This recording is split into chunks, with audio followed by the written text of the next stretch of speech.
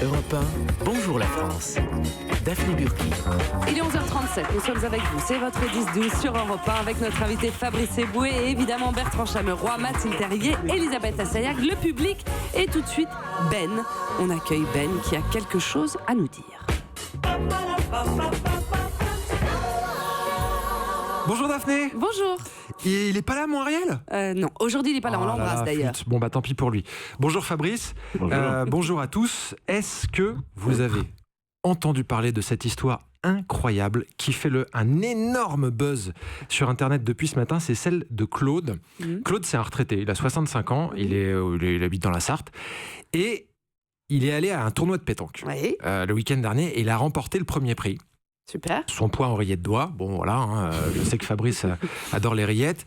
Et figurez-vous qu'hier soir, alors qu'il était en train de déguster tranquillement une tartine de rillettes avec des cornichons devant la télé, Claude a trouvé au milieu de la graisse d'oie un ticket d'euro million d'une valeur de 190 millions d'euros. Mais non. Est-ce que vous savez d'où vient le ticket d'euro million?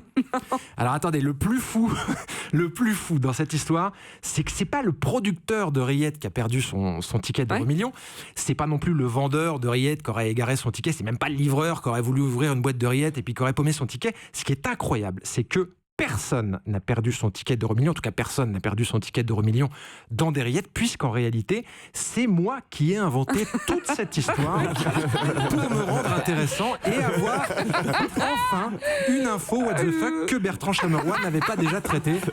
Sans rancune, mon Bertrand. Bien joué. J'y ai cru pendant une seconde. Alors sinon, je sais pas vous Daphné, mais moi je n'ai rien vu dans l'actu ces derniers jours de plus intéressant que l'interview de Christophe Castaner la semaine dernière. Je crois que c'était dans Le Point, dans laquelle mon Christophe disait oui, alors je l'appelle mon Christophe parce que je trouve que quand on parle de quelqu'un, mettre un adjectif possessif devant son prénom, ça le rend tout de suite beaucoup plus sympathique. C'est vrai, mon Ben. C'est une technique que je tiens de Patrick Sébastien. Et je peux vous dire que ça marche avec n'importe qui. Ça marche avec n'importe qui. Attendez, par exemple, quand Patrick dit « Alors maintenant, on va accueillir mon Danny Briand. Je l'adore, mon Danny, c'est que de l'amour, putain. » Et il pourrait tout aussi bien dire « Alors maintenant, on va accueillir mon Florian Philippot. Il est xénophobe, mais c'est un humaniste avant tout. » Et ça marcherait même avec « Alors maintenant, on va accueillir mon Kim Jong-un. Je l'adore, mon Kim Jong, c'est que de l'amour, putain. Il est venu avec Donald Trump. Il va nous faire un sketch avec mon Donald. C'est une reprise de Chevalier Las Palais, le Trump pour peau. » Bon bref. Mon Christophe a déclaré la semaine dernière, je vous l'accorde, la Christophe technique... Castaner, porte-parole du gouvernement. Voilà. C'est vrai que la technique de l'adjectif possessif devant le prénom des gens fonctionne peut-être un petit peu moins bien quand c'est moi qui le dis.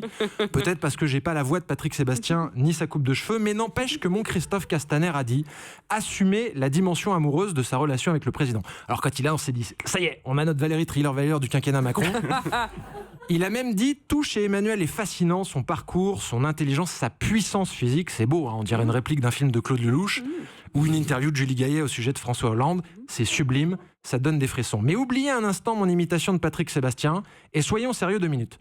Je pense que l'admiration sans limite de Christophe pour Emmanuel est en fait l'expression de son ambition sans limite. Ça ne lui suffit plus d'être secrétaire d'État. Mon Christophe, il veut devenir première dame. Et lui aussi, il veut faire la couve duel en tailleur Vuitton. C'est comme ça, quand les gens ont goûté au succès, ils perdent les pédales, ils veulent n'importe quoi. C'est pareil chez les stars. On se souvient tous de Kanye West, qui avait annoncé qu'il serait candidat à la présidentielle de 2020, ou de Fabrice Eboué, qui après le succès de Casse Départ avait fait des pieds et des mains pour concourir à l'élection de Miss France 2011. Dieu merci, c'est Laurie Tillman qui avait gagné cette année-là pour le bien de tout le monde. Non, parce qu'autant je peux à peu près imaginer Laurie Tillman jouer dans des films, autant Fabrice, je veux pas être méchant avec vous, mais je vous imagine très mal en train de poser en robe avec un diadème sur la tête à la fête de la moule du Vivier-sur-Mer pour la couverture de la Gazette de la Manche. Quoique. Voilà, bon, en tout cas, sachez que je suis bien soulagé, Daphné, parce que j'avais 2 fantasmes depuis que j'ai commencé à travailler dans cette émission. C'était dire ma chronique en lingerie féminine et faire une imitation de Patrick Sébastien. Et aujourd'hui, j'ai pu réaliser un de mes 2 fantasmes. À la semaine prochaine. Ah, c'est dommage, j'ai cru qu'il y avait les deux. Faut revenir la semaine prochaine. Bravo Ben.